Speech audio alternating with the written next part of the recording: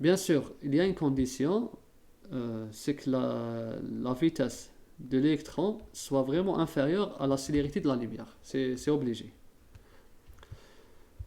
Donc à partir de là, on va déterminer la vitesse. Maintenant, l'énergie cinétique est égale à quoi? Je sais que la conservation de l'énergie, l'énergie des photons, est égale à l'énergie cinétique plus l'énergie d'extraction.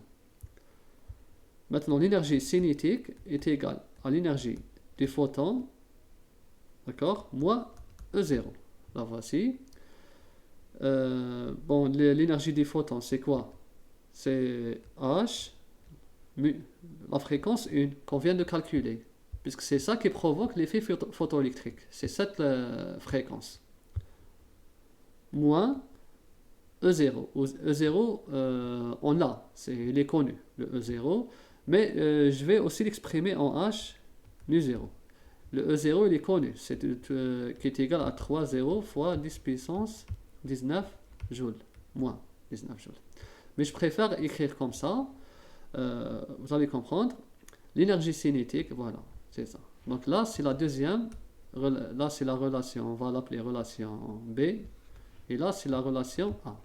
Je vais faire A est égal à B. Et je vais obtenir 1 demi 1V au carré est égal à H, la fréquence 1, moins la fréquence seuil. La voici. Le V au carré est égal maintenant à 2H, d'accord, est égal à 2H sur 1, 2H sur 1, la fréquence 1, celle qui provoque la photoémission, moins la fréquence seuil. Et à la fin, j'aurai la vitesse qui est égale à la racine carrée de 2H sur 1, la fréquence 1 moins la fréquence 0. Avant de faire l'application numérique, bon, H c'est connu, la masse de l'électron c'est connu aussi. La fréquence 1 on l'a calculé, la fréquence seuil aussi on l'a calculé. On va faire juste l'analyse dimensionnelle pour être sûr qu'on ne s'est pas trompé. Là c'est le H. Ça s'écrit comme ça. Le H c'est joule seconde.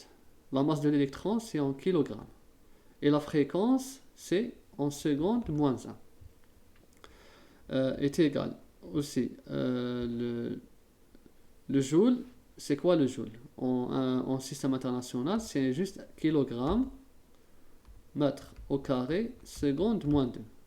D'accord, ça c'est le joule. Donc on continue, fois seconde moins 1 sur kilogramme. Voilà. Donc j'aurai kilogramme avec kilogramme qui s'élimine. S avec la seconde moins 1 avec seconde qui s'élimine. Et bien sûr, il ne faut pas oublier que c'est le tout racine carrée, ou bien puissance 1 demi. J'aurai comme ça 1 au carré, S moins 2, puissance 1 demi. Et là, j'aurai mètre seconde moins 1. Voilà, c'est bien. Donc là, c'est l'unité de la vitesse. Donc, on fait l'application numérique. Vous faites l'application numérique. 2 fois 6,63 fois 10 puissance moins 34 joules seconde sur la masse de l'électron est égale à 9,11 fois 10 puissance moins 31 kg. Là, il faut faire attention. C'est pas en grammes, c'est en kilogrammes. Sinon, le résultat serait faux parce que le joule en système international, c'est kilogramme. Donc, si on prend la masse, si c'était là une masse en 10 puissance moins 28, il faut la convertir en kilogrammes. Sinon, ça va être faux. La fréquence mu1, c'est 5 moins 4,5 fois 10 puissance plus 14. Et là, après application numérique, j'ai trouvé que la vitesse de l'électron, des électrons est égale à environ 2,70 fois 10 puissance 5 mètres seconde moins 1. Donc voilà la vitesse de l'électron.